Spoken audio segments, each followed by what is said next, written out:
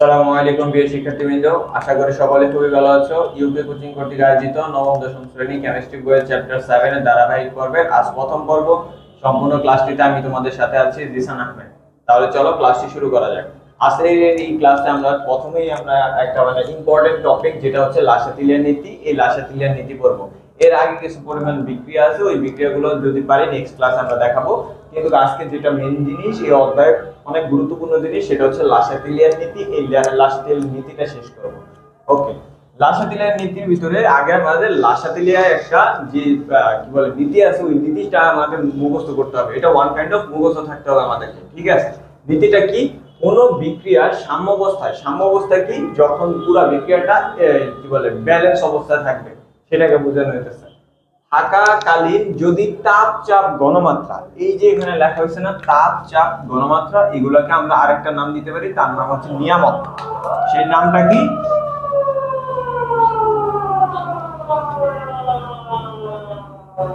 নিয়ামক। ওকে, তাপ চাপ ঘনমাত্রা এগুলোকে আমরা কি বলতে পারি? আরেকটা নিয়ামক। ওকে, তাহলে আমি যদি আবারই বলি, কোন বিক্রিয়ার সাম্যাবস্থা থাকাকালীন যদি তাপ চাপ ঘনমাত্রা ইত্যাদির পরিবর্তন করা হয়, মানে এই তিনটা জিনিসের পরিবর্তন করা হয়, তাহলে সাম্যাবস্থা মানে আমাদের যে ব্যালেন্সের জিনিসটা ছিল, ওই ব্যালেন্সটা এমন ভাবে পরিবর্তন হয় যেন তাপ চাপ ঘনমাত্রা, এই তাপ চাপ ঘনমাত্রা কিন্তু সেম ভাবে আমরা নিয়ামক বলতে পারি, কারণ তাপ চাপ ঘনমাত্রা এগুলো প্রত্যেক মানে সবগুলোকে মিলিয়ে বলা হয় নিয়ামক। ওকে, তাপচাপ ঘনমাত্রা ইত্যাদির পরিবর্তনের ফলাফল প্রশমিত হয়। প্রশমিত কি হয় মানে এটার একটা কি বলে, এই যে নিচে যে আমাদের তাপচাপ ঘনমাত্রার যে প্রভাবগুলো দেখবো, এখান থেকে দেখলে আমরা বুঝতে পারবো যে এখানে কি হয়। তাপচাপ ঘনমাত্রার ফলাফল প্রশমিত হয়। আমাদের এই লাসাতিলার যে নীতিটা আছে, মূল কথা, এই নীতিটা আমাদের মুখস্থ থাকতে হবে। এই অধ্যায়ের জন্য এই নীতি এটুকু মুখস্থ থাকতেই হবে। এখন চলে আসি এখানে কিভাবে এই পরিবর্তনগুলো হয় আর কি কি পরিবর্তন হয়। তাপ চাপ ঘনমাত্রা, এখানে তিনটা জিনিস আছে, আমরা এখানে তিনটা জিনিসেরই কি দেখবো, পরিবর্তনগুলো দেখবো। ওকে, এখন তাপমাত্রার প্রভাব, এখানে ফার্স্টে দেওয়া আছে না তাপ, এখানে আমি লিখলাম তাপমাত্রার প্রভাব। তাপমাত্রার প্রভাব বেরিয়ে এখানে দুইটা জিনিস আছে, একটা হলো তাপহারী বিক্রিয়ার ক্ষেত্রে, আর একটা হলো তাপ উৎপাদী বিক্রিয়া। এবং তাপহারী বিক্রিয়া এবং তাপ উৎপাদী বিক্রিয়া কিভাবে চিনবো আমরা, তার জন্য আমরা এখানে একটা কি বলে বিক্রিয়া দিয়ে দিচ্ছি। এই বিক্রিয়া থেকে আমরা বুঝতে পারবো। এখান থেকে আরেকটা জিনিস বোঝার বিষয়, যে বিক্রিয়ায় প্রথম যে অংশটুকু থাকে, মানে এই যে অ্যারো চিহ্নের আগে যে অংশগুলো থাকে, ওগুলোকে বলা হয় বিক্রিয়ক, এবং পরবর্তীতে যেগুলো উৎপন্ন হয় সেগুলোকে বলা হয় উৎপাদক। নরমাল কথা, যেগুলো বিক্রিয়ায় অংশগ্রহণ করে তারা হলো বিক্রিয়ক, যেগুলো যে জিনিসটা উৎপন্ন হয় তা হলো উৎপাদক। শেষ। এখন এই বিক্রিয়া দেখে আমরা এখান থেকে ডেল এইচ এর মান নির্ণয় করতে পারি। ডেল এইচ এর মান যদি ধনাত্মক হয়, মানে প্লাস হয়, তাহলে হবে কি বলে তাপহারী বিক্রিয়া, আর যদি মাইনাস হয় তাহলে কি বলে তাপ উৎপাদী বিক্রিয়া। এখন তাপহারী আর তাপ উৎপাদী কিভাবে বলবো? এই বিক্রিয়ার লাস্টে মনে করেন আমাদের এখানে আছে -92 কিলোজুল। ওকে, এটা দেওয়া আছে। এখন এটা থেকে আমরা কিভাবে নির্ণয় করব? এটা থেকে আমরা কিভাবে ডেল এস নির্ণয় করব? এখানে যে মানটা দেওয়া থাকে, এটা ক্ষেত্রে আমি যদি ডেল এস লিখি, ডেল এইচ ইকুয়াল টু, এখানে যেহেতু মাইনাস আছে তাহলে এখানে প্লাস হয়ে যাবে, প্লাস 92 কিলো জুল। কথা ক্লিয়ার? আমি আবার বলছি, এখানে বিক্রিয়ার ভিতরে যেই সংখ্যাটা দেওয়া থাকবে, সেটা যদি প্লাস হয় মাইনাস হয় তাহলে ডেল এস এর মান প্লাস, আর এখানে যদি মাইনাস হয় তাহলে এখানে যদি প্লাস হয় তাহলে ডেল এস এর মান মাইনাস। নরমাল কথা। এখন আমি ডেল এস এর মান পেয়ে গেছি। ডেল এস এর মান পাওয়া দ্বারা আমি বুঝতে পারি যে ডেল এস এর মান যেহেতু এটা ধনাত্মক, তাই এটাকে বলা হয় এই বিক্রিয়াটা, তাহলে বলতে পারি এটা হলো তাপহারী বিক্রিয়া। এটা কি বিক্রিয়া? তাপহারী বিক্রিয়া। ওকে, এর উপর আমার প্রয়োজন নেই আপাতত। আমি শুধু বুঝতে পারছি যে কোনটা তাপহারী বিক্রিয়া এবং কোনটা তাপ উৎপাদী বিক্রিয়া। এটা যেহেতু তাপহারী বিক্রিয়া, তাপহারী বিক্রিয়ার ক্ষেত্রে তাপের প্রভাব একরকম, আর তাপ উৎপাদী বিক্রিয়ার ক্ষেত্রে তাপের প্রভাব এক এক রকম। এখন দেখি তাপহারী বিক্রিয়ার ক্ষেত্রে তাপমাত্রা বৃদ্ধি করলে আমরা এখানে উৎপাদের পরিমাণ বাড়াবো। সবসময় কি করব? উৎপাদের পরিমাণ বাড়ানোর ক্ষেত্রে আমরা কাজ করব। এখন উৎপাদের পরিমাণ বাড়ালে কি হবে? বিক্রিয়ক থেকে যদি আমরা উৎপাদের পরিমাণ বাড়াতে চাই তাহলে কি হবে? বিক্রিয়ক থেকে যদি উৎপাদের পরিমাণ বাড়াই তাহলে আমাদের হবে কি, আমাদের লাভ কি? কারণ আমরা কম পরিমাণ জিনিস দিয়ে যদি উৎপাদ মানে বেশি পরিমাণ ফলাফল পাই, তাহলে আমাদের লাভ না। এই কারণে আমরা কি করবো? সবসময় বিক্রিয়ক থেকে উৎপাদে পরিণত করার চেষ্টা করবো, মানে উৎপাদ কিভাবে বাড়ানো যায় তার চেষ্টা করবো। তাপহারী বিক্রিয়ার ক্ষেত্রে উৎপাদের পরিমাণ বাড়াইতে হইলে আমাদের কি করতে হবে? তাপমাত্রা বৃদ্ধি করলে তাপমাত্রা কি করতে হবে? এই কথাটুকু লাগবে, তাপমাত্রা বৃদ্ধি। তাপমাত্রা বৃদ্ধি করলে সাম্য অবস্থা বাম থেকে ডানে যাবে, মানে বাম দিক থেকে ডান দিকে যাবে, এবং সাম্য অবস্থায় বাম থেকে ডানে গেলে বিক্রিয়ক সমূহ উৎপাদে পরিণত। নরমাল কথা বলি, তাপমাত্রা তাপহারে বিক্রিয়ার ক্ষেত্রে যদি তাপমাত্রা বাড়ায় তাহলে এই যে বিক্রিয়কগুলো আছে এগুলো উৎপাদে, মানে বাম থেকে, এটাকে বাম পাশ আর এটা হলো ডান পাশ, তাহলে বাম থেকে ডানে যাবে। যদি বাম থেকে ডানে যায় তাহলে সাম্য অবস্থা, বাম থেকে ডানে গেলে সাম্য অবস্থা বাম থেকে ডানে গিয়ে উৎপাদের পরিমাণ বৃদ্ধি হবে। এই পাশে কি বিক্রিয়ক ছিল, বিক্রিয়ক ডান পাশে গেলে কি উৎপাদের পরিমাণ বাড়বে, আর যদি উৎপাদের পরিমাণ বাড়ে তাহলে বিক্রিয়কের পরিমাণ হ্রাস পাবে এবং উৎপাদের পরিমাণ বৃদ্ধি পাবে, তাই লিখে দিয়েছে। অর্থাৎ বিক্রিয়কের পরিমাণ হ্রাস পায় এবং উৎপাদের পরিমাণ বৃদ্ধি পায়। খুবই একটা ইজি জিনিস, কিন্তু এখানে বলছেন আমাদের কি করলে উৎপাদের পরিমাণ বৃদ্ধির ক্ষেত্রে। এখন যদি উৎপাদের পরিমাণ হ্রাস বলতো তখন কি করতাম, এর উল্টাটা লিখতাম। কিভাবে উল্টাটা লিখতাম, তাপমাত্রা হ্রাস করলে সাম্য অবস্থা ডান থেকে, এখানে শুধু জিনিসগুলো উল্টাই দিতাম। আচ্ছা, এই দুটো ক্লিয়ার হয়ে যাবে কি সেটা বলো। ওকে, এখন তাহলে আমি কি করি, এটার উল্টাটা লিখি। উল্টাটা লিখলে কি হবে, এখানে কিছু কিছু জিনিস চেঞ্জ হবে। সাম্য অবস্থা বিক্রিয়ক সমূহ উৎপাদে পরিণত হবে, এইখানে এটুকু মুছতে হবে। অর্থাৎ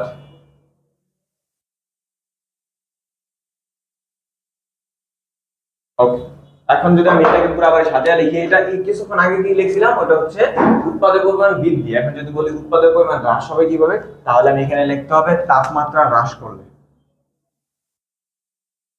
তাপমাত্রা হ্রাস করলে সাম্য অবস্থা ডান থেকে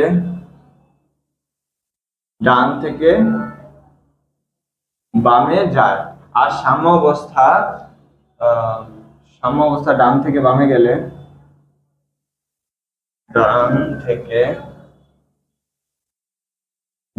গেলে বিক্রিয়কের পরিমাণ বৃদ্ধি পায়।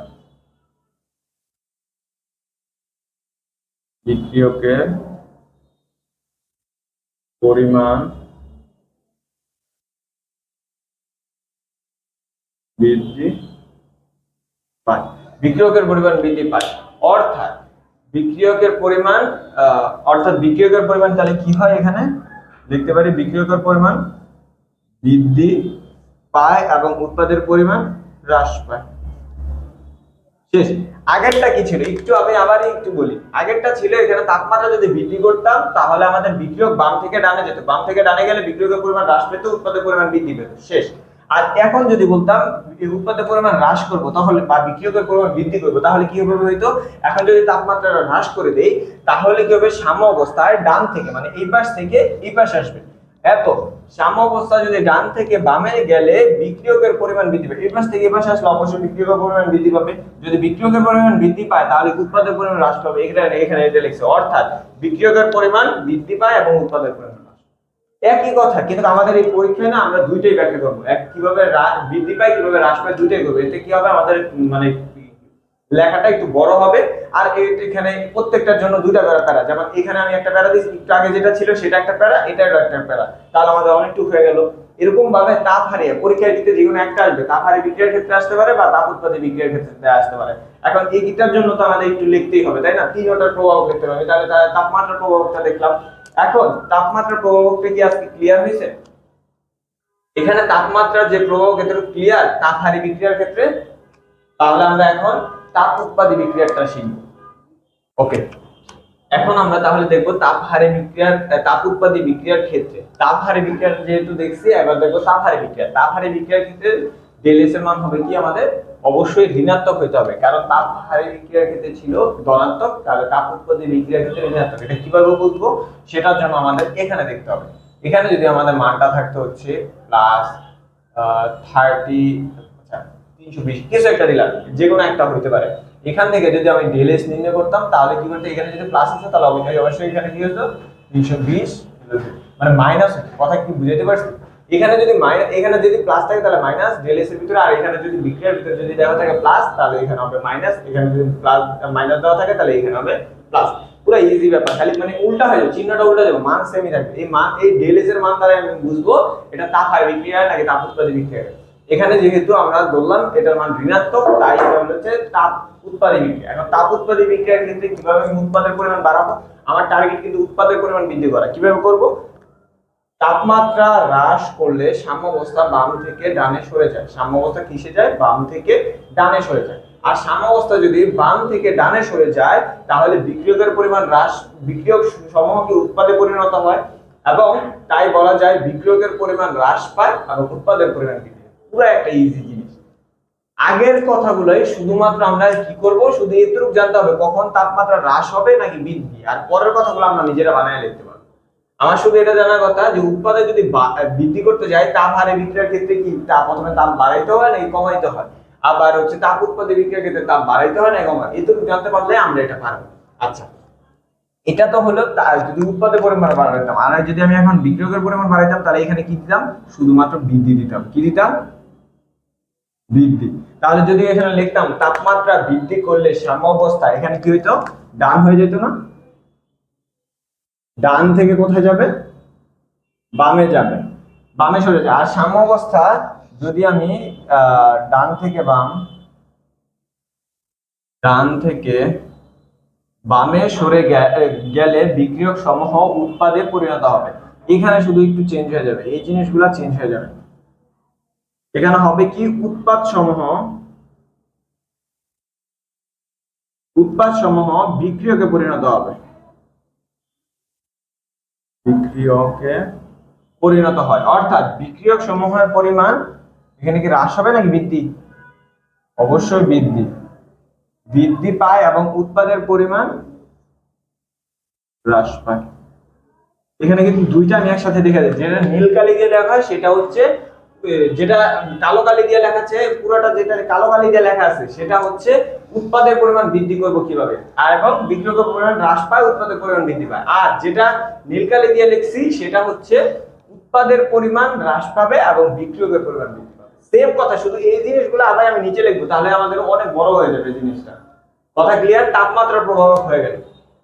আজকের ক্লাসে আমরা কি শিখতে পারলাম? লাসাতিলের নীতিটা শিখলাম এবং তাপমাত্রার প্রভাব, তারপরে তাপ উৎপাদী বিক্রিয়া, তাপহারী বিক্রিয়া ডেইলেস এর মান দ্বারা বোঝা যায় তা বুঝতে পারলাম।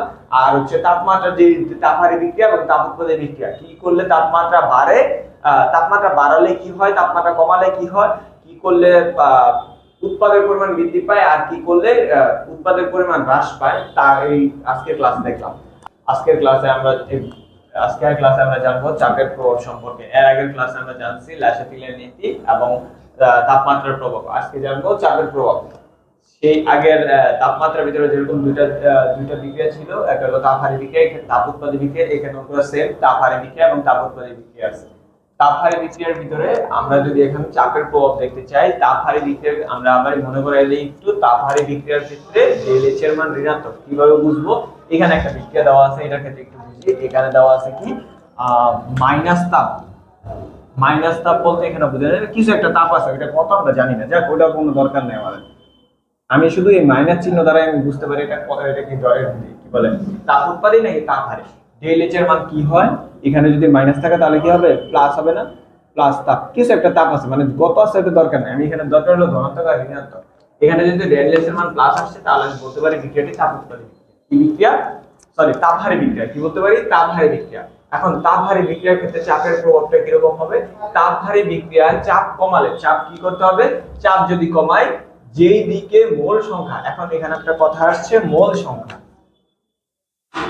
মোল সংখ্যা বেশি। এখন মোল সংখ্যা জিনিসটা কি এখান থেকে বোঝায়, এই যে বিক্রিয়াটা দেওয়া আছে এখানে মোল সংখ্যা বলতে বোঝায় প্রথমে এটা হলো বিক্রিয়ক আর এগুলো হচ্ছে উৎপাদক। এই বিক্রিয়কের ভিতরে কয়টা আছে, কয় মোল আছে? এটা এক আছে না?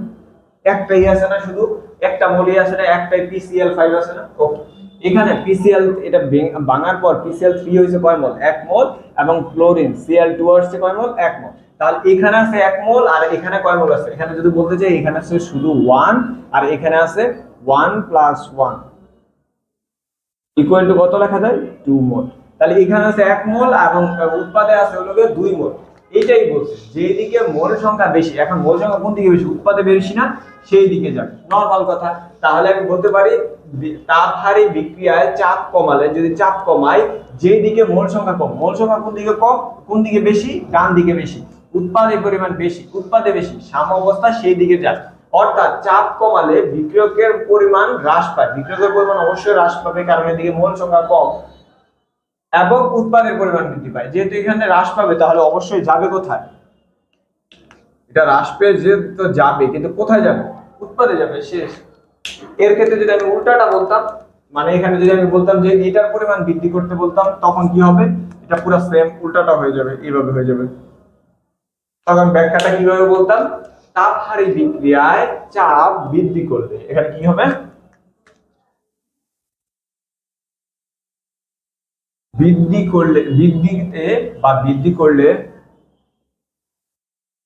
করলে যে দিকে মোল সংখ্যা কম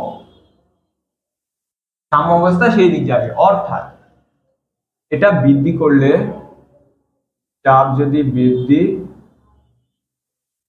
বৃদ্ধি করলে বিক্রিয়কের পরিমাণ বৃদ্ধি পাবে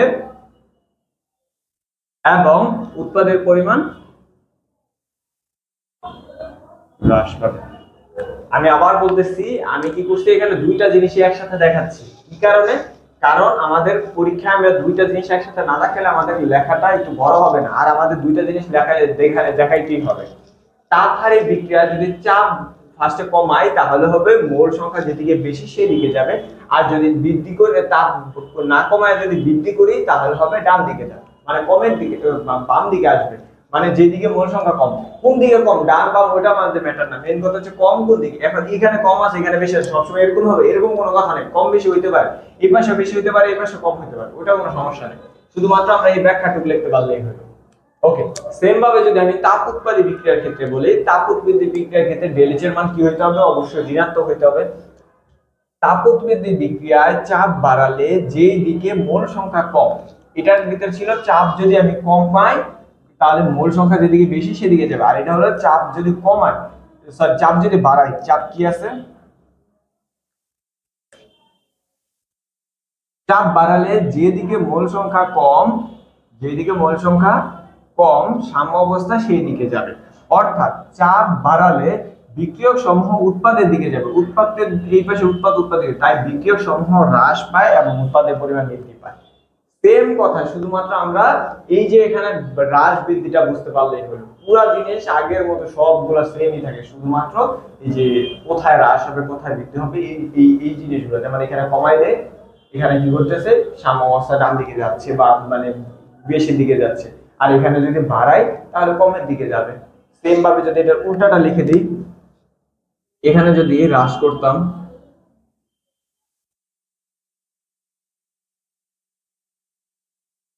মানে তাপ উৎপাদী বিক্রিয়ায় তাপমাত্রা হ্রাস করলে যেদিকে মোল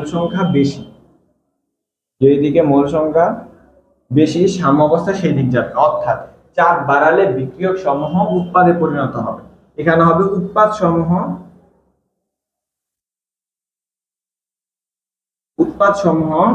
বিক্রিয়কে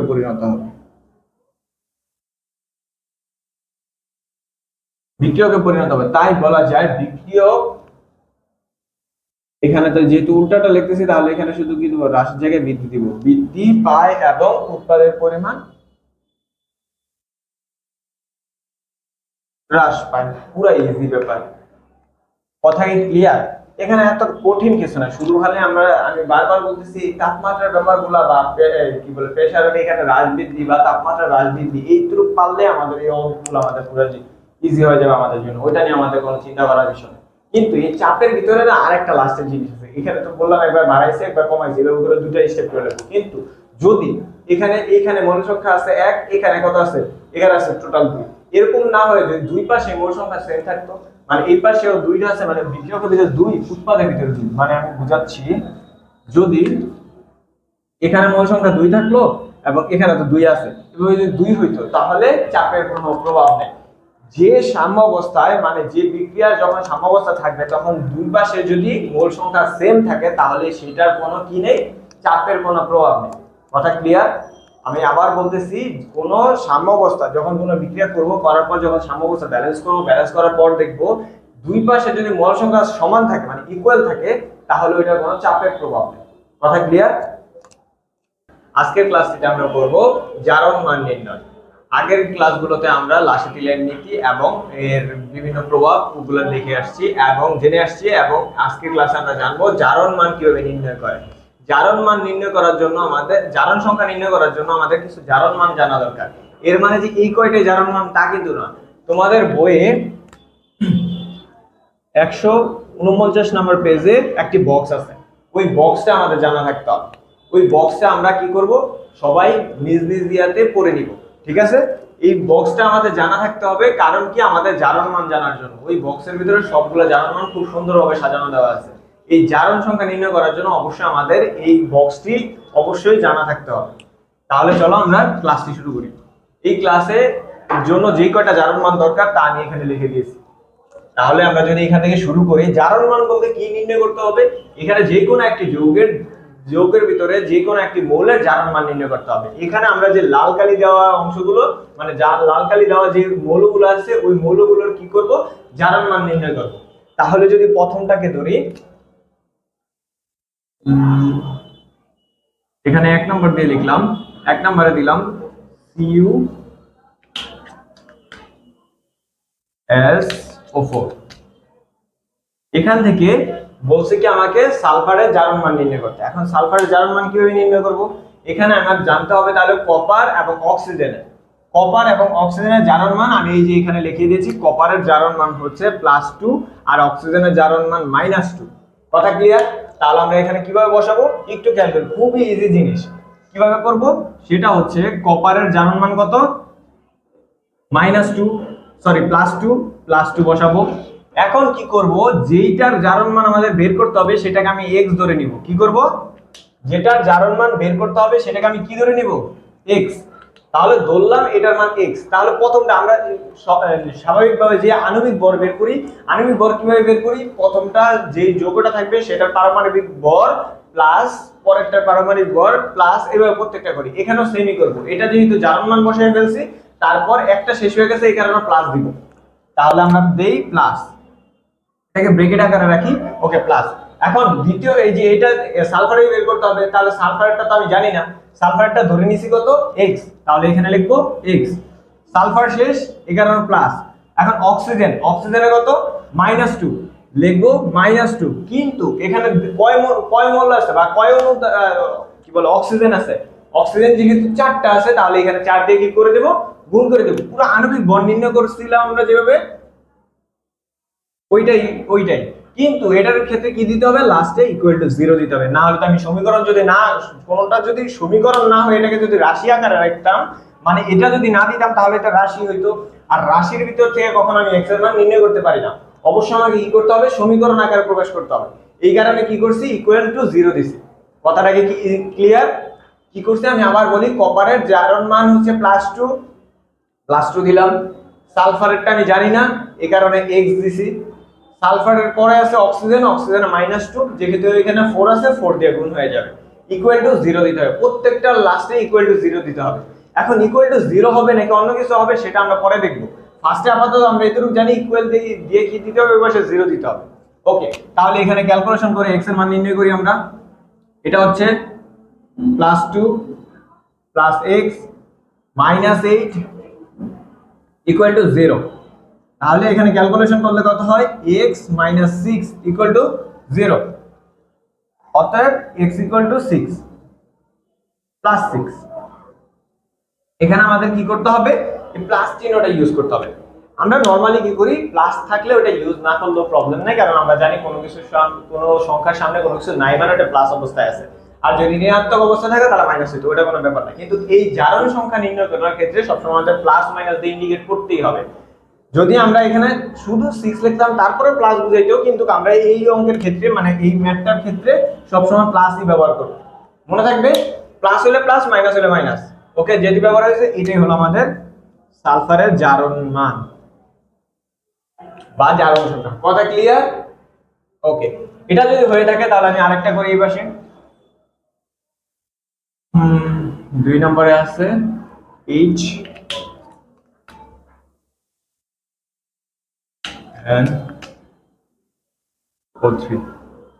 তাহলে এটা যদি করি, হাইড্রোজেনের কত আছে, হাইড্রোজেনে আছে +1, তাহলে লিখবো +1 ফার্স্ট ব্র্যাকেট, প্লাস, প্রথমটা শেষ প্লাস পরেরটা, এটা এটা যেহেতু নাই, আমি বারবার বলতেছি যেটা আমাদের লাল কালি দাও বা যেটাকে বের করতে বলবে ওটাকে আমি কি ধরে নিব সবসময়, x ধরে নিব।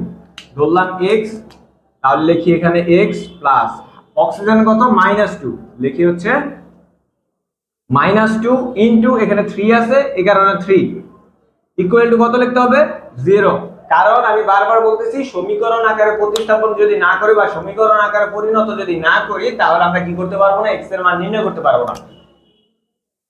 এখান থেকে কত হয় +1 plus x minus 6 equal to 0। অতএব x মাইনাস 5 ইকুয়াল টু 0, সুতরাং x ইকুয়াল টু +5। কথা ক্লিয়ার? 6 5, হ্যাঁ এই তো। আর ক্যালকুলেশন তো এটা আপনারা নিজেরাই পারবেন, সেটা আমার তো করানোর কিছু না। আমার মেইন কথা হচ্ছে এইটুকু যদি বুঝাতে পারি, ক্যালকুলেশন এগুলো আপনাদের কাছে কোনো ব্যাপারই না। কথা ক্লিয়ার? আচ্ছা, এরকম ভাবে যদি আমি পরের গুলো দেখতে চাই, খুবই ইজি একটা বিষয়। শুধুমাত্র আমাদের এই ম্যাথের মানে এই জারণ মান নির্ণয় করার জন্য বা জারণ সংখ্যা নির্ণয় করার জন্য এই জারণ মানগুলো জানা দরকার। এই জারণ মানগুলো আমি আবারই বলতেছি, কোথা থেকে জানতে পারবো, সেটা হচ্ছে আমাদের বইয়ের 149 নম্বর পেজে একটি বক্স আছে, ওই বক্সের ভিতর থেকে আমরা এই জিনিসটি জানতে পারবো। ওকে, এবার যদি আমি আসি, এটা শেষ, এটাতে যদি চলে যাই 3 নাম্বারটা কি দেওয়া আছে, H3PO4। ওকে, এখন এখান থেকে আমি কি করতে হবে, ফসফরাসটা নির্ণয় করতে হবে। তাহলে হাইড্রোজেন কত আছে, আবার লিখি +1, এখানে কত আছে ইনটু 3 আছে না, অবশ্যই ইনটু 3 দিতে হবে। প্লাস এটাকে কত ধরলাম x ধরছি, এখানে কত দেওয়া আছে -2 ইনটু 4 ইকুয়াল টু 0। মনে হয় না এখানে আবার বোঝানোর কিছু আছে।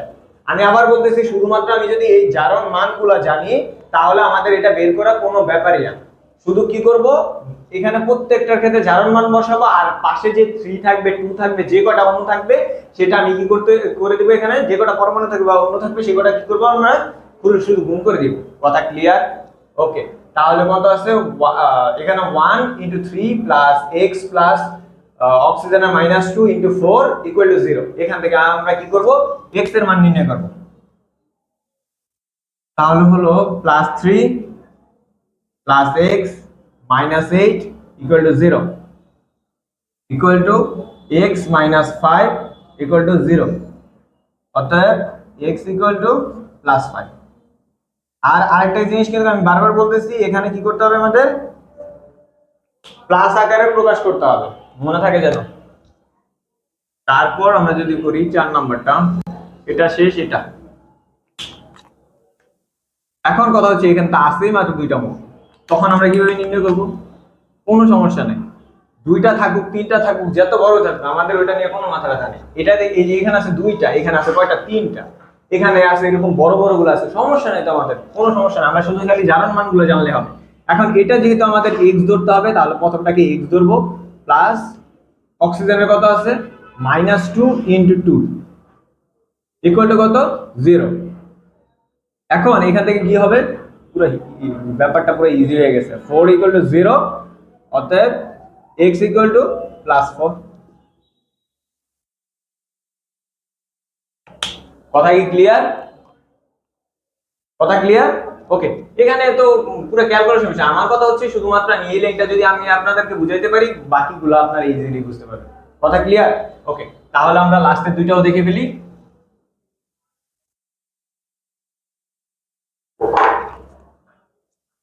আমাদের এটাও হলো, এবার এটা আর এটা 5 K2 Cr2O7 K2 Cr2 আর হচ্ছে O7। এখন পটাশিয়ামের কত, ওই যে এখানে লেখা আছে। এবার আসি এই নিচের এটার ভিতরে পটাশিয়াম কত +1, তাহলে আমি এখানে দিব +1 ইনটু 2 প্লাস ক্রোমিয়ামটা বের করতে হবে। এখানে একটু সাবধান, ক্রোমিয়ামটা বের করতে হবে, ক্রোমিয়াম x, কিন্তু ক্রোমিয়ামের নিচে কত আছে 2 আছে না, তো আগে কখনো এরকম ফেস হয় নাই, মানে যেটা বের হতে হবে ওটা কিন্তু সিঙ্গেল অবস্থায় ছিল, কিন্তু এখানে কত আছে 2 আছে। তাহলে নরমালি আমরা কি করব, যেটা করা উচিত 2 দিয়ে গুণ দিয়ে দিব। আচ্ছা এই জিনিসটা একটু কালার পেন দিয়ে লিখি, তাহলে আমাদের জন্য হয়তো বুঝতে আর একটু ক্লিয়ার হবে। এটার মান কত x না, x, কিন্তু এখানে 2 আছে, এই কারণে 2 দিয়ে কি দিতে হবে, গুণ দিতে হবে। কথা কি ক্লিয়ার? ওকে। প্লাস এখানে কত আছে অক্সিজেন, অক্সিজেন হচ্ছে -2 ইনটু যেহেতু 7 আছে 7 ইকুয়াল টু কত দিতে হবে 0। তাহলে এখান থেকে ক্যালকুলেশন করি আমরা। এখানে হচ্ছে +2 plus 2x minus 14 equal to 0। এখন এখান থেকে কি করতে হবে, 2x মাইনাস 12 ইকুয়াল টু 0 না, এখান থেকে এটা বাদ হইলে হ্যাঁ। এবার কি করতে হবে, 2x ইকুয়াল টু প্লাস 12, অতএব এখানে আর তার আমার বোঝানো কিছু নাই, +6 equal to 0, sorry equal to +6। একটু দেখেন, আমি আবার এইখানের এই জিনিসটা, আমার মেন জিনিসটা হচ্ছে এই যে এখানে, এই কারণে এটা দেওয়া, প্রত্যেকটার ভিতরে সিঙ্গেল অবস্থা ছিল, শুধুমাত্র এক্স বসাইছি। কিন্তু এখানে যদি যেটা আমাকে বের করতে বলবে, যেটা জারণ সংখ্যা বের করতে বলবে, সেটার ভিতরে যদি আমাদের কোনো সহগ মানে 2 3 যাই থাকুক, ওগুলো যদি থাকে ওইটার সাথে গুণ হয়ে যাবে, নরমাল বিষয়। আমার কথা হচ্ছে যেটার জারণ সংখ্যার জারণ মানের সাথে জারণ সংখ্যার সাথে পাশে যেই কটা অণু থাকবে সেগুলো কি হয়ে যাবে, সবগুলো গুণ অবস্থা হয়ে যাবে। যেমন এখানে কি বলে, পটাশিয়ামের ভিতরে 2 ছিল হইছে, অক্সিজেনের ভিতরে 7 ছিল, এটার সাথে গুণ হইছে। তাহলে ক্রোমিয়ামের সাথে যদি ক্রোমিয়ামকে যদি x ধরি, তাহলে 2 যেহেতু আছে তাহলে x এর সাথে গুণ হয়ে যাবে, করার পর আমাদের এই যে লাস্টের অ্যানসারটা আসবে। মানে এখান থেকে তো আপনারা ক্যালকুলেশন করতে পারবেন, আসছে কত +6। কথা ক্লিয়ার এতটুকু? ওকে। তারপর আমরা যে লাস্টের একটা আছে ওইটা বের করি, 6 Na2S2O3 সেম ভাবে নির্ণয় করব। সোডিয়ামের কত দেওয়া আছে, এই যে সুন্দর মতো সোডিয়াম এটা দেওয়া আছে +1 ইনটু 2 প্লাস সালফার কত জানি না, সালফারই তো বের করতে হবে। তাহলে সালফারকে আমি আচ্ছা অন্য কালি ইউজ করি, সালফারকে x ইনটু কত 2 প্লাস অক্সিজেন কত -2 ইনটু 3 ইকুয়াল টু কত 0। তাহলে এখানে নির্ণয় করলে হয় হচ্ছে +2 plus 2x minus 6 equal to 0। তাহলে হয় হচ্ছে 2x equal to 4, 2x equal to -4, এটা হয় না? তারপর এখানে লেখা যায় 2x ইকুয়াল টু 4, অতএব x ইকুয়াল টু +2।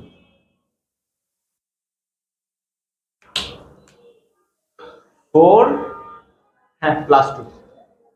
এখানে এই দুইটা ম্যাথের ভিতরেই মানে দুইটা জারণ মান নির্ণয় করার ক্ষেত্রে এই একটা জায়গায় সিমিলার বা একটা জায়গায় অন্যরকম, তা হচ্ছে আমাদের যেটা বের করতে বলে, যেটা জারণ সংখ্যা বের করতে বলে, সেটার জারণ মানের সাথে আমাদের যে মানে যে অণুগুলা থাকবে সেগুলো গুণ হয়ে যাবে।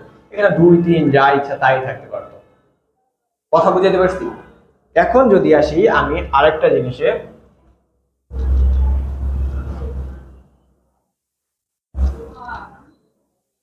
এটা হচ্ছে এটা যদি বলি আমি SO4 2-, এখান থেকে আমি বললাম সালফারেরটা নির্ণয় করতে হবে। সালফারকে আমি লাল কলম দিয়ে লিখি SO4 2-, এটা একটু দেখি, এই পর্যন্ত কখনো এরকম তো দেখি নাই, উপরে যেটার ভিতরে কি থাকবে আমাদের আধান বা চার্জ থাকবে। এখন এটা থাকলে কি হবে, কোনো প্রবলেম নাই, সেম আগের মতো করব। সালফারেরটা আমি জানি না, তাহলে সালফারেরটা x প্লাস অক্সিজেনের জানি -2 ইনটু 4 ইকুয়াল টু কত হওয়ার কথা 0। ইকুয়াল কত হওয়ার কথা 0 হওয়ার কথা, এতক্ষণ আমরা যা দেখে আসছি। কিন্তু এখানে 0 হবে না, কারণ কি, এই যে পাওয়ার, কি হবে পাওয়ারের এখানে যত থাকবে তত হয়ে যাবে ইকুয়ালের ওই পাশে। এখানে আছে -2 বা 2-, আমরা তো 2- দিতে পারি না, এখানে কি দিব, যখন এখানে লিখবো সেটা লিখবো 2-, -2। কথা ক্লিয়ার? আমাদের চার্জ আকারে যেটা থাকবে সেটা সবসময় কথা হবে ইকুয়ালের ওই পাশে, সবসময় 0ই হতে হবে। আমি প্রথমেই বলছি সবসময় 0ই হতে হবে, এরকম কোনো কথা নাই। কিন্তু আমি ফার্স্টে যে ম্যাথগুলো করাইছি ওগুলোর ভিতরে 0 হবে, কারণ এগুলোর একটার ভিতরে উপরে চার্জ নাই। এই কারণে কি হয়েছে, জিরো হয়েছে, কিন্তু এটার তো চার্জ আছে -2, এই কারণে আমি এখানে কি লিখবো, -2। তাহলে এখান থেকে নির্ণয় করি, x মাইনাস এটা কত আসে 8 ইকুয়াল টু -2, অতএব x ইকুয়াল টু -2 প্লাস 8, অতএব x ইকুয়াল টু +6। কথা ক্লিয়ার? হ্যাঁ, ক্যালকুলেশন তো ঠিকই আছে। ওকে, কথা কি বুঝাতে পারছি? এই ম্যাথটা আমাদের জন্য মানে এরকম টাইপের যদি আসে তাহলে আমরা কিভাবে করব সেটা আমি দেখাই দিলাম। যদি উপরে চার্জ থাকে সেটা যতই হোক, যদি প্লাস শুধুমাত্র প্লাস থাকতো তাহলে আমি এখানে +1 লিখতাম, এখানে 2 আছে 2 লিখছি, যাই হোক যতই হোক আমরা এইভাবে লিখব। শুধু যদি কোনোটার ভিতরে পাওয়ার না থাকে তখন আমরা এখানে 0 বসাবো, যদি পাওয়ার থাকে তাহলে আমি এখানে কি দিয়ে দিব, পাওয়ার না অবশ্যই এটা কি বলে দিলাম চার্জ, চার্জ যদি থাকে তাহলে এই পাশে আমরা চার্জ লিখে দেব। কথা ক্লিয়ার? আজকে আমরা খুবই গুরুত্বপূর্ণ একটি টপিক নিয়ে আলোচনা করব, তা হলো জারণ বিজারণ যুগপৎ। এই যুগপথে আমাদের ম্যাক্সিমাম সময় পরীক্ষায় আসে, এটা তাহলে আমাদের ভালো করে জানতে মানে শিখতে হবে এই জিনিসটা। এখন আমি এখানে কি করছি, একটি বিক্রিয়া লিখছি যেটা হলো জিঙ্কের সাথে সালফিউরিক অ্যাসিডের বিক্রিয়া করে জিঙ্ক সালফেট এবং কি বলে H2 আয়ন উৎপন্ন হয় বা H2 উৎপন্ন হয়। এখানে কি করতে হবে, এই বিক্রিয়া থেকে জারণ বিজারণ করার মাধ্যমে আমাদের বুঝতে হবে কোনটা জারণ কোনটা বিজারণ। এখন এটার জন্য আমাদের কি করতে হবে, প্রত্যেকটি জারণ মান জানতে হবে, যা আমরা পূর্বের ক্লাস থেকে শিখে এসেছি। পূর্বের ক্লাসে অবশ্য আমরা কি করছি, জারণ মান কিভাবে বের করতে হয় আর কিভাবে মনে রাখতে হয় তা আমরা বলছি যে আমাদের বইয়ের 149 পেজ থেকে জেনে নিতে। এখন কি করব, জারণ মান গুলো কি করব, জিঙ্ক, এখানে ওই যে বক্সের ভিতরে লেখা আছে অবশ্য যে কোন মুক্ত মৌলের জারণ মান সবসময় 0। এখন মুক্ত মৌল বলতে কি বোঝায়, কারোর সাথে যুক্ত নাই। এখানে যদি জিঙ্কের কোনো কারোর সাথে যুক্ত নাই, শুধুমাত্র জিঙ্ক আছে, এই কারণে এটার জারণ মান 0। এখানে যদি বলতে চাই এই সেম ভাবে এখানে হাইড্রোজেনের জারণ মান 0, কারণ এটা কারোর সাথে যুক্ত নাই। ওকে, এখানে যেহেতু একটা মৌল আছে, সরি যৌগ আছে, সেই কারণে কি হচ্ছে, অবশ্যই এটা একটা আরেকটার সাথে যুক্ত অবস্থা আছে, এই কারণে এই জারণ মান আছে। এমনি নরমালি আমরা হাইড্রোজেনের জারণ মান কত জানি, 1 +1 জানি না। ওকে, এখানে প্লাস, কিন্তু এখানে কয়টা আছে, 2টা, চাইলে আমি এখানে কত দিতে পারি, 2 দিতে পারি, কারণ একটার জায়গায় কয়টা, 2টা হবে না। একটা যদি +1 হয়, দুইটি কয়টি কত হবে, 2টার যদি +1 × 2 = 2, এই কারণে 2 লিখলাম। ওকে, এখানে সালফারের কত, এটার দরকার নেই, এটারটা তারপরে যদি বলতে চাই তাহলে হবে -2 বা 2-। ওকে, এখন ওটা নিয়ে আমাদের কোনো প্রবলেম নেই। এখানে দেখতে হবে জারণ, এখানে কথা হলো জারণ কাকে বলে, বিজারণ কাকে বলে, এই দুইটা সংজ্ঞা পড়তে হবে আগে, তারপর আমি উপরের কথা আবারই যাচ্ছি। যে বিক্রিয়ায় কোনো বিক্রিয়ক ইলেকট্রন ত্যাগ করে তাকে জারণ বলে। ইলেকট্রন ত্যাগ করে, ইলেকট্রন ত্যাগ করলে ধনাত্মক আয়নে পরিণত হয়। আর যদি আমরা এখান থেকে বলতে যাই, যদি জারণ মানের সংখ্যা বাড়ে তখন এটাকে জারণ বলে, জারণ বিক্রিয়া বলে, আর জারণ মান যদি কমে তাহলে এটাকে বিজারণ বিক্রিয়া বলে। এখানে দেখো তো 0 থেকে জিঙ্ক, এখানে যেহেতু আছে জিঙ্ক সবসময় 2+, ওইখানে আমরা দেখে আসছি, তাহলে জিঙ্কের মান যদি +2, 0 থেকে যদি +2 তে গেল, এখানে কত, এখানে কি বাড়ছে না জারণ সংখ্যা, যদি জারণ সংখ্যা বাড়ে তাহলে হবে জারণ, আর যদি এখানে এই যে এখানে আছে +2, এখান থেকে হয়েছে 0, তাহলে কি কমছে না, যদি কমে তাহলে বিজারণ।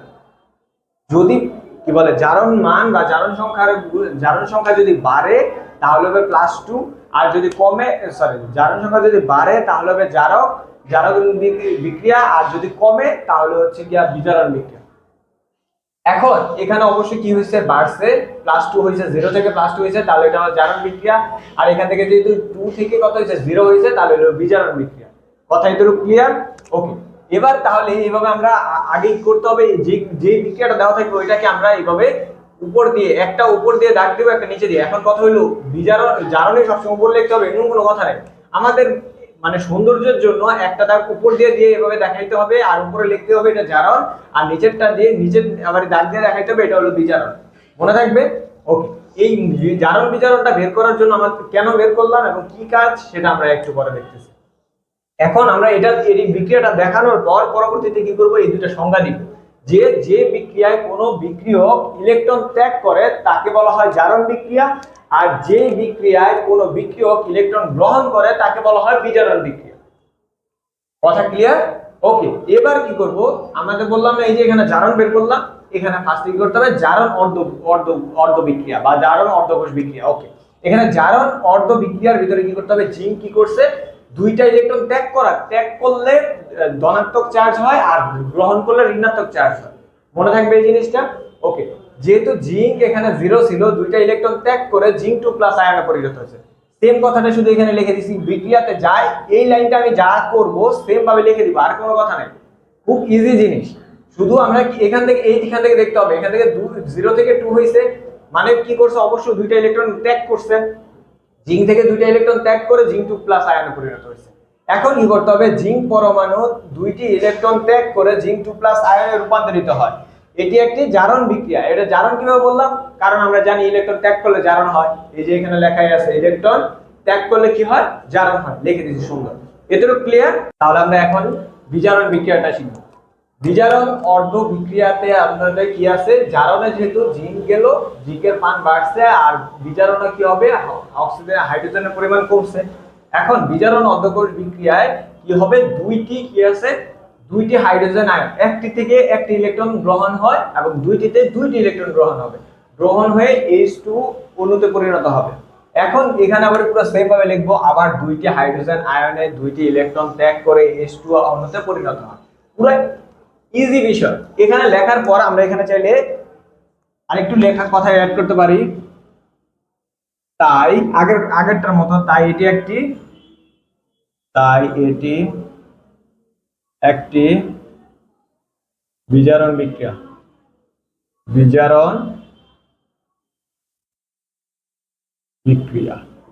কথা ক্লিয়ার? যেহেতু এটা কি হয়, ইলেকট্রন গুলো গ্রহণ হচ্ছে, তাই এটা বিজারণ বিক্রিয়া শেষ। এবার কি করতে হবে, এই যে যুগপৎ কথাটা আসলো, যুগপৎ কথাটা দ্বারা বোঝায় জারণ বিজারণ দুটো একসাথে ঘটবে। ঘটার পরে জারণে যে কটা ইলেকট্রন ত্যাগ হবে, বিজারণে সেই কটা ইলেকট্রনই গ্রহণ হবে। এখন দেখতে হবে, এখানে দেখেন তো কিছুক্ষণ আগে যে আমরা জারণ ছিল, এখানে দুইটা ইলেকট্রন গ্রহণ করে দুইটা ইলেকট্রন ত্যাগ করছে, সেই দুইটা ইলেকট্রনই হাইড্রোজেন গ্রহণ করছে।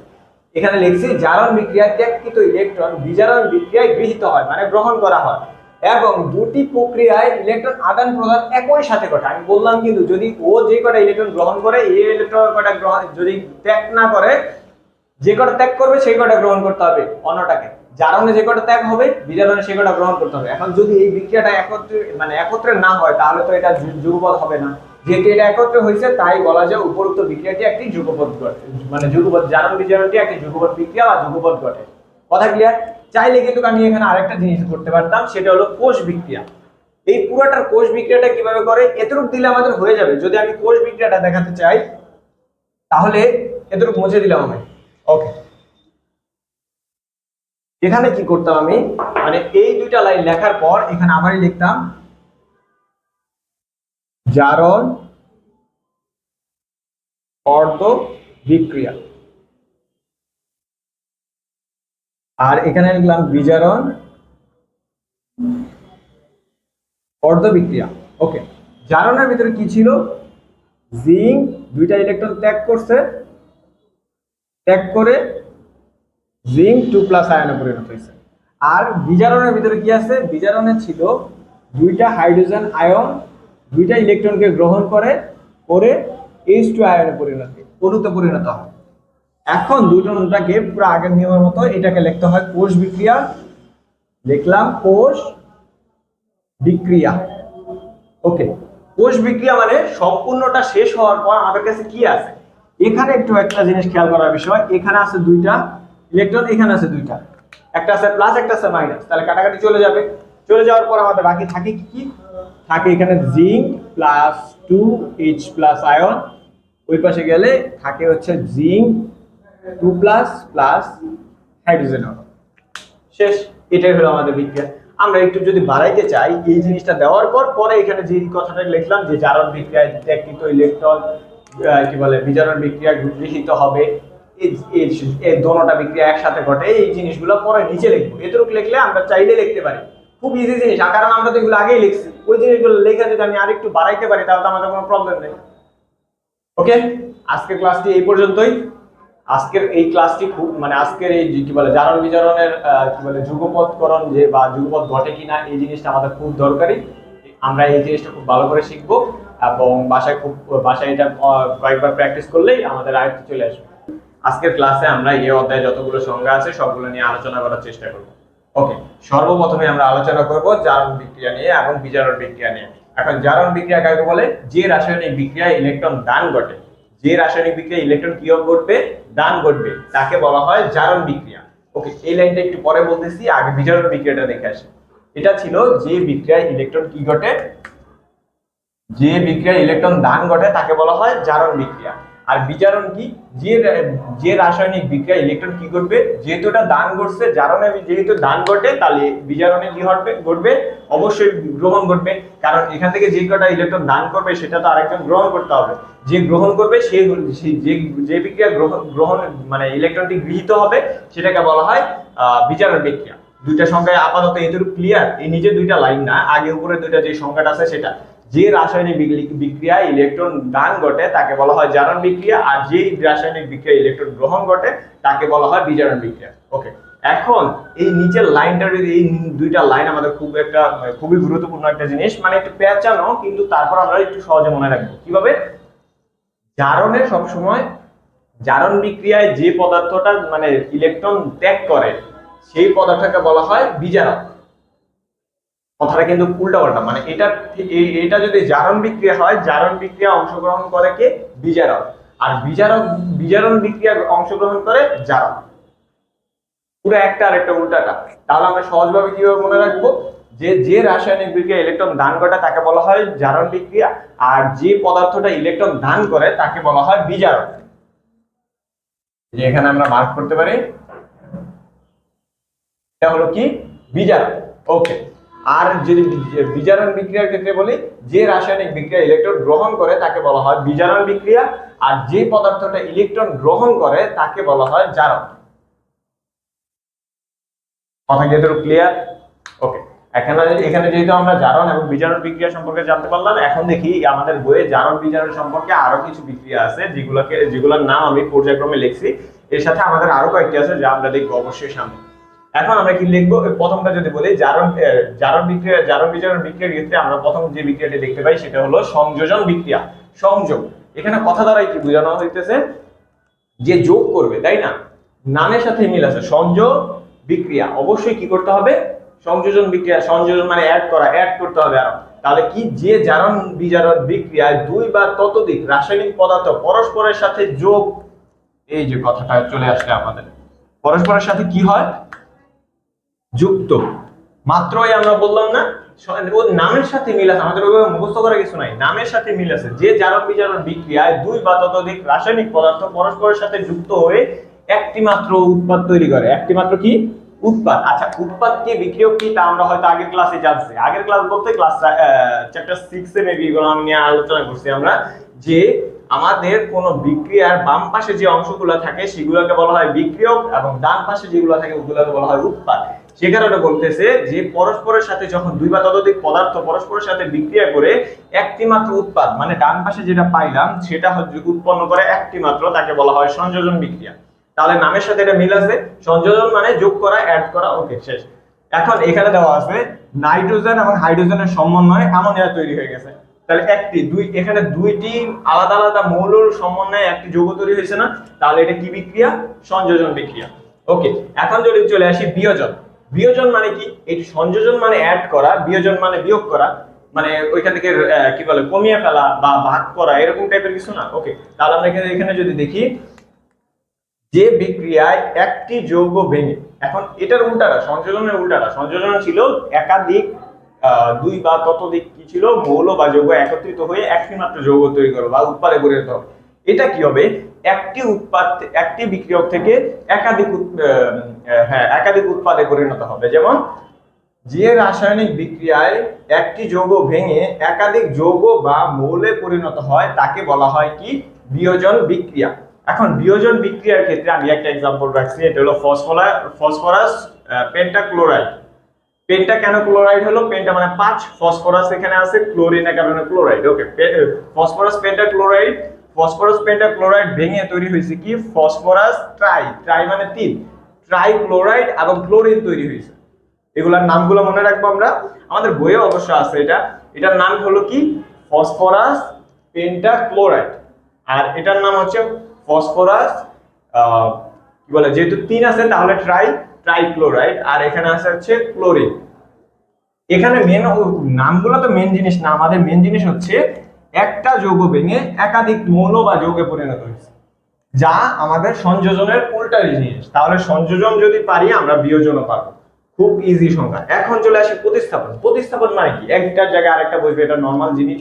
তাহলে একটার জায়গায় যদি আরেকটা বসে কিভাবে বসবে? সংখ্যাটা যদি বলি, কোনো অধিক সক্রিয় মৌল বা যৌগমূলক অপর কোনো কম সক্রিয়, অবশ্যই কি হবে সব ক্ষেত্রেই যারা শক্তিশালী তারা কি করবে? দুর্বলকে সরিয়ে দিয়ে সেই জায়গাটা গ্রহণ করার চেষ্টা করবে। এখানেও তাই হয়েছে, কোনো অধিক সক্রিয় মৌল বা যৌগমূলক অপর কোনো কম সক্রিয় যৌগ বা যৌগমূলককে প্রতিস্থাপন করে, মানে ওর জায়গাটা সরে দিয়ে, যেটা কম সক্রিয় তাকে সরে দিয়ে নতুন যৌগ উৎপন্ন করে। অবশ্যই এটা কি করতে হবে? নতুন একটা যৌগ হতে হবে, নতুন একটি যৌগ উৎপন্ন করে, তাকে প্রতিস্থাপন বিক্রিয়া বলে। ওকে, এখন যদি আমি এখানে দেখি জিঙ্ক আর আছে হচ্ছে সালফিউরিক অ্যাসিড, জিঙ্কের সাথে যদি সালফিউরিক অ্যাসিডে বিক্রিয়া করি, এই যে এখানে যে আমাদের হাইড্রোজেনটা আছে কম সক্রিয় জিঙ্কের তুলনায়, এই জিঙ্ক কি করবে? হাইড্রোজেনকে সরিয়ে দিবে। কারণ এই যে বললাম অধিক সক্রিয়টা কম সক্রিয় মৌল বা যৌগমূলককে প্রতিস্থাপন করে, মানে ওইখান থেকে সরিয়ে দেয়। ওকে, এই জিঙ্কটা কি করবে? এখানে হাইড্রোজেনকে প্রতিস্থাপন, হাইড্রোজেনকে বের করে দিয়ে হাইড্রোজেনের জায়গাটা নিজেকে বসাবে। বসালে কি হয়? এখানে জিঙ্ক সালফেট তৈরি হয় আর পানি তৈরি হয়। তাহলে প্রতিস্থাপন জিনিসটা কোথায়? খুবই ইজি। কি বলছে? শুধুমাত্র অধিক সক্রিয়টা কম সক্রিয়কে সরিয়ে দিয়ে ওইখানে প্রতিস্থাপিত হবে, হওয়ার ফলে যে নতুন যৌগ তৈরি হবে। এটা অবশ্যই এখানে যে দুইটা আছে এই দুইটা থেকে আলাদা, জিঙ্ক সালফেট। এখানে তো শুধু জিঙ্ক ছিল, এখানে ছিল সালফিউরিক অ্যাসিড, কিন্তু আমাদের তৈরি হয়েছে কি? Zinc sulphate. পুরো নতুন ধর্মীয় একটা পদার্থ না, নতুন ধর্মীয় একটি যৌগ। এই কারণে এটাকে বলা হয় প্রতিস্থাপন বিক্রিয়া। আমরা এখান থেকে তাহলে টোটাল 3টি বিক্রিয়া সম্পর্কে জানতে পারলাম। একটা হলো সংযোজন বিক্রিয়া, বিয়োজন বিক্রিয়া, প্রতিস্থাপন বিক্রিয়া। এখন আমরা শিখব পরবর্তী যে বিক্রিয়াটি আছে তা হলো দহন বিক্রিয়া। দহন বিক্রিয়ার ভিতরে কি আছে? কোন মৌল বা যৌগকে বাতাসের অক্সিজেন, এখানে মেন জিনিসটা হলো কি? দহন বিক্রিয়ার ভিতরে সবসময় আমাদের এই জিনিসটা মনে রাখতে হবে, বাতাসের অক্সিজেনের সাথে বিক্রিয়া করে বা বাতাসের অক্সিজেনের উপস্থিতিতে পুড়িয়ে তার উপাদান মৌলের অক্সাইডে পরিণত করার প্রক্রিয়াকেই বলা হয় দহন বিক্রিয়া। দহন বিক্রিয়াটা আমাদের জন্য খুবই গুরুত্বপূর্ণ। দহন বিক্রিয়াটা আমাদের মুখস্থ থাকতে হবে সংজ্ঞা হিসেবে। দহন বিক্রিয়া কি? কোন মৌল বা যৌগকে বাতাসের অক্সিজেনের উপস্থিতিতে পুড়িয়ে তার উপাদান মৌলের অক্সাইডে পরিণত করার প্রক্রিয়াকেই কি বলা হয়? দহন বিক্রিয়া। যেমন এখানে আমাদের কি আছে? মিথেন আছে। মিথেনকে যদি আমি অক্সিজেনের উপস্থিতিতে মানে বাতাসের অক্সিজেনের উপস্থিতিতে পুরাই, তাহলে কি হবে? কার্বন ডাই অক্সাইড, পানি এবং কিছু পরিমাণ তাপ উৎপন্ন হবে। এটাই হলো আমাদের কি বিক্রিয়া? দহন বিক্রিয়া। এখন চলে আসি, এতক্ষণ কিন্তু আমরা জারণ বিজারণ বিক্রিয়া শিখছিলাম। জারণ বিজারণ বিক্রিয়ার ভিতরে আমরা জানি যে ইলেকট্রনের আদান প্রদান ঘটে, আর এখানে আছে নন রিডাকশন বিক্রিয়া। নন রিডাকশন বিক্রিয়াটা কি? যেই সকল বিক্রিয়া, যে সকল রাসায়নিক বিক্রিয়া জারণ কি বলে ইলেকট্রনের আদান প্রদান ঘটে না। আর জারণ বিজারণের ভিতরে কি ছিল? আমরা জারণ বিজারণের যে সংখ্যাটা এখানে লেখা আছে, জারণ বিজারণ বিক্রিয়া কি? ইলেকট্রন আদান প্রদান ঘটবে। জারণ হলো ইলেকট্রন ত্যাগ করবে এবং বিজারণ ইলেকট্রন গ্রহণ করবে। কিন্তু নন রিডাকশন বিক্রিয়ার ভিতরে কোনো ইলেকট্রন আদান প্রদান ঘটবে না। তাহলে এটা নন রিডাকশন বিক্রিয়া যদি সংজ্ঞা বলতে চাই, আমরা কিভাবে বলতে পারি? যে যেই সকল রাসায়নিক বিক্রিয়ায় ইলেকট্রনের আদান প্রদান ঘটে না তাকে বলা হয় নন রিডাকশন বিক্রিয়া। এখন নন রিডাকশন বিক্রিয়ার ভিতরে আমাদের দুইটি বিক্রিয়া আছে, একটি হলো প্রশমন বিক্রিয়া, একটা হলো অন্তঃক্ষেপণ বিক্রিয়া। প্রশমন বিক্রিয়াটি কি? খুব সহজ একটি বিক্রিয়া, যে বিক্রিয়ায় একটি অ্যাসিড এবং একটি ক্ষার পরস্পরের সাথে বিক্রিয়া করে লবণ এবং পানি উৎপন্ন করে। কি তৈরি করে? দুইটি জিনিস, একটি অ্যাসিড এবং একটি ক্ষার বিক্রিয়া করে লবণ এবং পানি উৎপন্ন করে। একটি অ্যাসিড এবং একটি ক্ষার বিক্রিয়া করে, একটি অ্যাসিড এবং একটি ক্ষার বিক্রিয়া করে দুটি জিনিস উৎপন্ন করে, তা হচ্ছে লবণ এবং পানি। ওকে, এই দুটি তৈরি করলে তাহলে তাকে কি বলা হয়? প্রশমন বিক্রিয়া। যেমন এক্সাম্পল হিসেবে আমি এখানে একটি বিক্রিয়া লিখছি যে হাইড্রোক্লোরিক অ্যাসিড সাথে সোডিয়াম হাইড্রোক্সাইড বিক্রিয়া করে সোডিয়াম ক্লোরাইড। এই যে সোডিয়াম ক্লোরাইড, এটা হলো আমাদের লবণ, যা আমরা সবাই জানি। এটাই আমাদের খাবার লবণের সংকেত, সোডিয়াম ক্লোরাইড। আর এখানে তৈরি হয়েছে পানি। তাহলে আমাদের বিক্রিয়ার সাথে মিলে গেল না? প্রশমন বিক্রিয়া। প্রশমন বিক্রিয়ার কাজ হলো অ্যাসিড এবং ক্ষার বিক্রিয়া করে লবণ এবং পানি তৈরি করবে। যেমন এই যে এখানে হাইড্রোক্লোরিক অ্যাসিড, এটা হলো একটা অ্যাসিড, সোডিয়াম হাইড্রোক্সাইড যা হলো একটি ক্ষার, বিক্রিয়া করে সোডিয়াম ক্লোরাইড এবং পানি উৎপন্ন করেছে। তাহলে এইগুলাতে মানে কি বলে আমাদের উৎপাদ দ্বারাই আমরা বুঝতে পারি যে এটা প্রশমন বিক্রিয়া। ওকে, এবার আসি অধ্যক্ষেপণ। অধ্যক্ষেপণ জিনিসটা হচ্ছে যখন কোনো বিক্রিয়ায় মানে কোনো বিক্রিয়া সংঘটিত হবে, তার কোনো কিছু পদার্থ আছে যেগুলো বিক্রিয়ায় কি হয় ভারী পদার্থ যা তলানি হিসেবে নিচে জমে থাকে, ওগুলাকে বলা হয় ওই পুরো বিক্রিয়াটাকে বলা হচ্ছে অধ্যক্ষেপণ বিক্রিয়া। আর ওই অধ্যক্ষেপণ বিক্রিয়ায় যারা তলানি হিসেবে জমে পড়ে তারা অধ্যক্ষিপ্ত পদার্থ। এখানে যদি সংজ্ঞাটা সুন্দরভাবে বলি যে যে রাসায়নিক যে বিক্রিয়ায় তরল বিক্রিয়ক অবশ্যই তরল অবস্থায় থাকবে, তরল পদার্থ তরল বিক্রিয়ক পদার্থ বিক্রিয়া করে কঠিন উৎপাদে পরিণত, অবশ্যই কঠিন উৎপাদে যদি না পরিণত হয় তাহলে আমাদের কিভাবে নিচে জমে থাকবে, অবশ্যই নিচে জমে থাকতে হবে। তাহলে কি হবে, কঠিন উৎপাদে পরিণত হয়ে হয় তাকে অধ্যক্ষেপণ বিক্রিয়া বলে, মানে অধ্যক্ষেপ আকারে নিচে জমে থাকে, তলানি আকারে পড়ে থাকে আর কি পদার্থটি। আবার যদি সংজ্ঞাটি বলি, যে বিক্রিয়ায় তরল বিক্রিয়ক পদার্থ বিক্রিয়া করে কঠিন পদার্থে পরিণত হয় তাকে বলা হয় অধ্যক্ষেপণ বিক্রিয়া। এখানে एग्जांपल হিসেবে দেওয়া আছে সোডিয়াম ক্লোরাইড সাথে সিলভার নাইট্রেট। কি এটা? সিলভার নাইট্রেট, সোডিয়াম ক্লোরাইড এবং সিলভার নাইট্রেটের সাথে যদি বিক্রিয়া ঘটে তাহলে কি হবে, সিলভার ক্লোরাইড তৈরি হবে এবং সোডিয়াম নাইট্রেট তৈরি হবে। এখন কথা হলো কোনটি বিক্রিয়া মানে তলানি আকারে জমে থাকবে। এখানে আমাদের সিলভার যে ক্লোরাইডটা আছে এই সিলভার ক্লোরাইডটি তলানি আকারে জমে থাকবে, আর এইটাকেই বলা হইতেছে আমাদের এই যে অধ্যক্ষিপ্ত পদার্থ বা পুরো বিক্রিয়াটাকে বলা হয় অধ্যক্ষেপণ বিক্রিয়া। কথা বুঝাতে পারছি? আমাদের এখানে এই কিছু পরিমাণে সংজ্ঞা আছে যা আমরা আজকে সংজ্ঞাগুলো সবগুলোকে নিয়ে আলোচনা করলাম, সাথে আমাদের পলিমারকরণ একটু আছে। তারপর আমরা তো ওইটার ম্যাথ দেখাইছি, জারণ বিজারণ যৌগপদের যে কি বলে এটা তো ম্যাথ বলা যায় না, যাই হোক ওই যে জারণ বিজারণ যৌগপদের যে প্রমাণটা সেটা দেখাইছি। পলিমারকরণের সংখ্যাটা আপনারা একটু দেখে নেবেন। তারপর আর এখানে কি আর তো ওরকম কিছু নাই। লাসাতিলিয়া নীতি তো আমি ফার্স্টে এই ক্লাসে সবার প্রথম ক্লাসে আমরা লাসাতিলিয়া নীতি নিয়ে আলোচনা করছি। হ্যাঁ, এই পর্যন্তই। তাহলে আজকের ক্লাসটি এই পর্যন্তই। সকলে খুবই ভালো থাকবেন, পরবর্তী ক্লাসে আবার দেখা হবে।